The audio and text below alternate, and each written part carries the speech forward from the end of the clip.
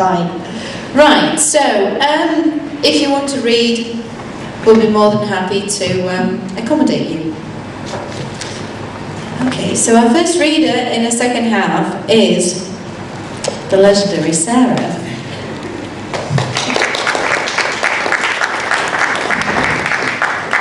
I decided to try and do some topical poems today, so I wrote them today to make them extra topical.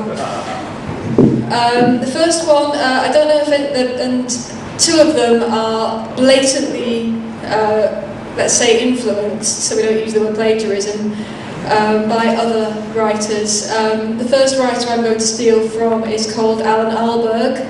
He's a really, really amazing children's poet, and he wrote a poem years ago called Please Mrs. Butler. And this is a poem based on that. It's called Please Mrs. Pratt, Ma'am. Please Mrs. Pratt, Ma'am, this boy, Gordon Brown, keeps calling me rude names, miss. It's getting me down. Formally complain, my dear. Tell him what you think. Start a smear campaign, my love. Cause a real stink. Please, Mrs. Pratt, Ma'am, this boy, Gordon Brown, keeps throwing things at me, miss. It's getting me down. Tell the national press, my dear. Write an expose. Be a whistleblower, my flower, and do it all today.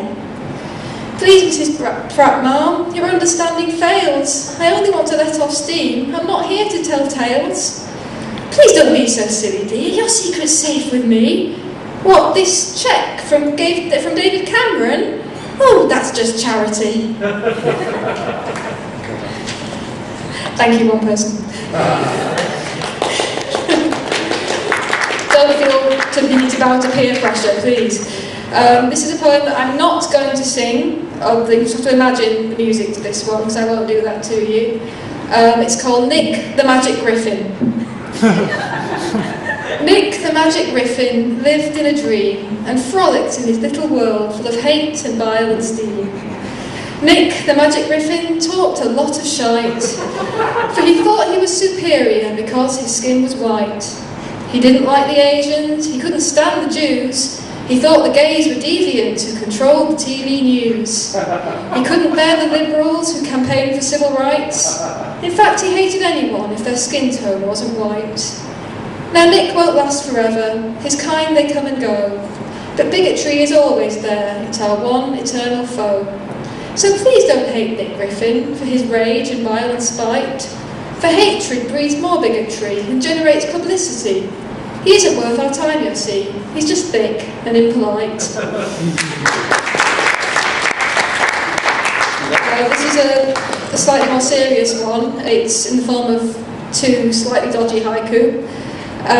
It's based on the photograph I'm sure everyone's seen from the earthquake in Haiti of the little boy who was pulled from the rubble and looked remarkably cheerful about the fact. It's called Perspective. A small child, 5 days trapped, pulled alive from the rubble, responds with jazz hands. My train is delayed. I sigh, open the paper, and his joy shames me. Thank you.